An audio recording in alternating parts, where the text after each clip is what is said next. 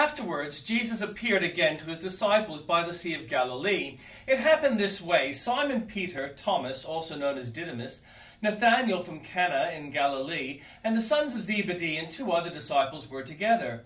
"I'm going out to fish," Simon Peter told them, and they said, "We'll go with you." So they went out and got into the boat, but that night they caught nothing. Early in the morning, Jesus stood on the shore, but the disciples did not realize that it was Jesus. He called out to them, "Friends, haven't you any fish?" "No," they answered. He said, "Throw your net on the right side of the boat, and you will find some." When they did, they were unable to haul the net in because of the large number of fish. Then the disciple whom Jesus loved said to Peter, "It is the Lord." As soon as Simon Peter heard him say, "It is the Lord," he wrapped his outer garment around him, for he had taken it off, and jumped into the water. The other disciples followed in the boat, towing the net full of fish. For they were not far from shore, about 100 yards. When they landed, they saw a fire of burning coals there with fish on it and some bread. Jesus said to them, "Bring some of the fish you have just caught."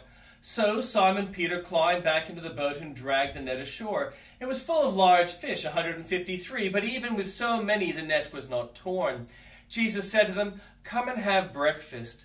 None of the disciples dared ask him, "Who are you?" They knew it was the Lord. Jesus came and took the bread and gave it to them, and did the same with the fish. This was now the 3rd time Jesus appeared to his disciples after he was raised from the dead. When they had finished eating, Jesus said to Simon Peter, "Simon, son of John, do you love me more than these?" "Yes, Lord," he said, "you know that I love you." Jesus said, "Feed my lambs." Again, Jesus said, "Simon, son of John, do you love me?" He answered, "Yes, Lord, you know that I love you."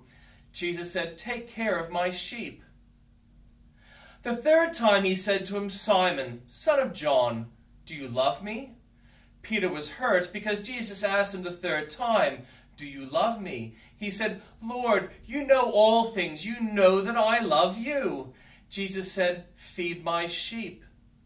Very truly I tell you, when you were younger, you dressed yourself and went where you wanted. But when you are old, you will stretch out your hands, and someone else will dress you and lead you where you do not want to go."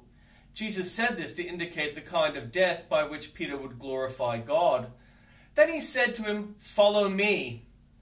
Peter turned and saw that the disciple whom Jesus loved was following them. This was the one who had leaned back against Jesus at the supper and had said, "Lord, who is going to betray you?" When Peter saw him, he asked, "Lord, what about him?" Jesus answered, "If I want him to remain alive until I return, what is that to you? You must follow me." Because of this, the rumor spread among believers that this disciple would not die.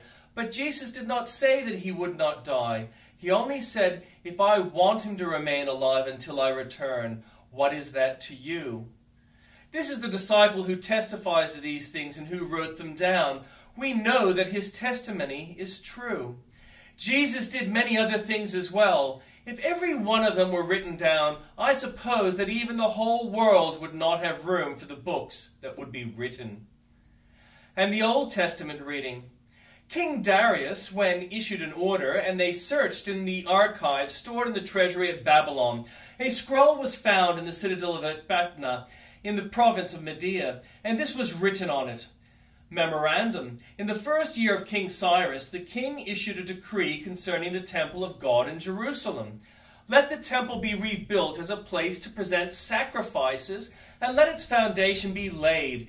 It is to be 60 cubits high and 60 cubits wide, with 3 courses of large stones and 1 of timbers. The cost will be paid by the royal treasury.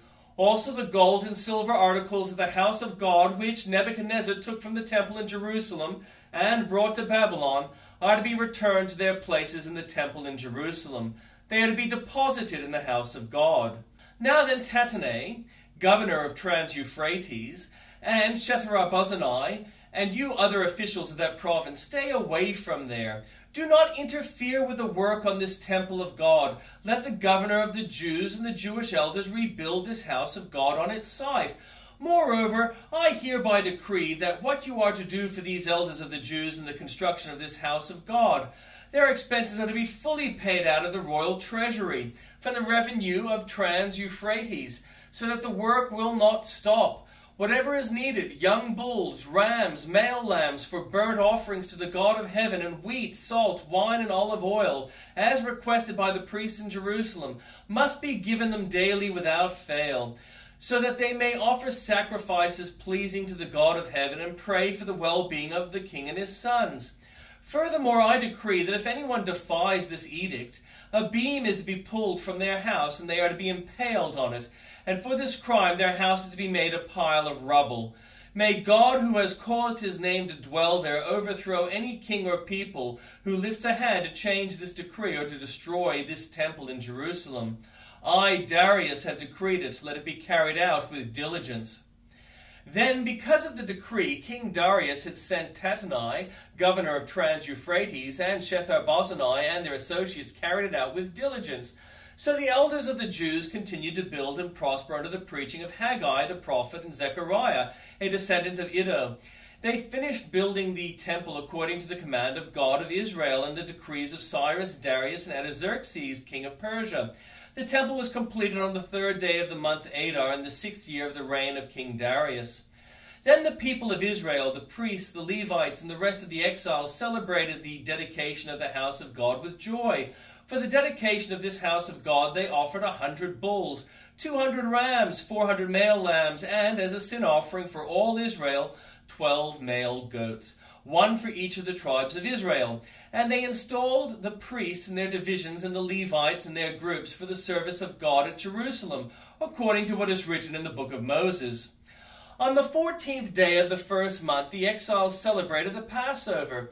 The priests and Levites had purified themselves and were all ceremonially clean. The Levites slaughtered the Passover lamb for all the exiles, for their relatives, the priests, and for themselves.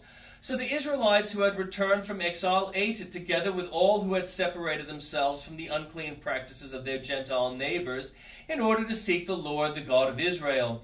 For 7 days they celebrated with joy the festival of unleavened bread, because the Lord had filled them with joy by changing the attitude of the king of Assyria, so that he assisted them in the work on the house of God, the God of Israel.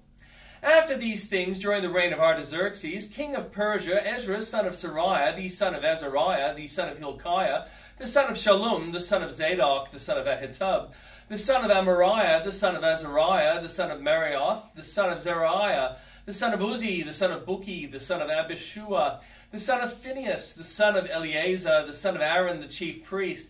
This Ezra came up from Babylon. He was a teacher, well versed in the law of Moses, which the Lord, the God of Israel, had given. The king had granted him everything he asked, for the hand of the Lord his God was on him.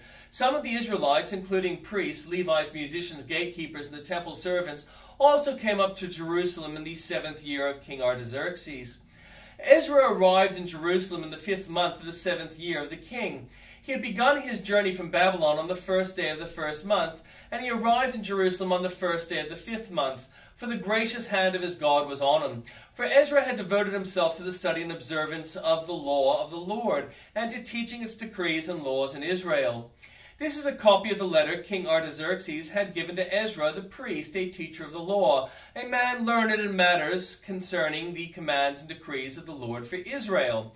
Artaxerxes, king of kings, to Ezra the priest, teacher of the law of the God of heaven, greetings. Now I decree that any of the Israelites in my kingdom, including priests and Levites, who volunteer to go to Jerusalem with you may go. You are sent by the king and his 7 advisers to inquire about Judah and Jerusalem with regard to the law of your God, which is in your hand. Moreover, you are to take with you silver and gold, that the king and his advisers have freely given to the God of Israel, whose dwelling is in Jerusalem. Together with all the silver and gold you may obtain from the province of Babylon, as well as the freewill offerings of the people and priests for the temple of their God in Jerusalem. With this money be sure to buy bulls, rams, and male lambs, together with their grain offerings and drink offerings, and sacrifice them on the altar of the temple of your God in Jerusalem. You and your fellow Israelites may then do whatever seems best with the rest of the silver and gold in accordance with the will of your God. Deliver to the God of Jerusalem or the articles entrusted to you for worship in the temple of your God, and anything else needed for the temple of your God that you are responsible to supply. You may provide them from the royal treasury. Now I, King Artaxerxes, decrees that all the treasurers of Trans-Euphrates are to provide with diligence whatever Ezra the priest, the teacher of the law of the God of heaven, may ask of you, up to 100 talents of silver, 100 cores of wheat, and 100 baths of wine, 100 baths of olive oil, and salt without limit. Whatever the God of heaven has prescribed, let it be done with diligence for the temple of the God of heaven. Why should his wrath fall on the realm of the king and his sons? You are also to know that you have no authority to impose taxes, tribute, or duty on any of the priests, Levites, musicians, gatekeepers, temple servants, or other workers at this house of God. And you, Ezra, in accordance with the wisdom of your God, which you possess, appoint magistrates and judges to administer justice to all the people of Trans-Euphrates, all who know the laws of your God, and you are to teach any who do not know them. Whoever does not obey the law of your God and the law of the king must surely be punished by death, banishment, confiscation of property, or imprisonment.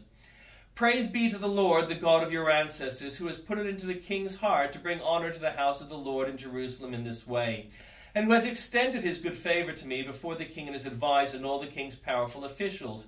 Because the hand of the Lord my God was on me, I took courage and gathered leaders from Israel to go up with me.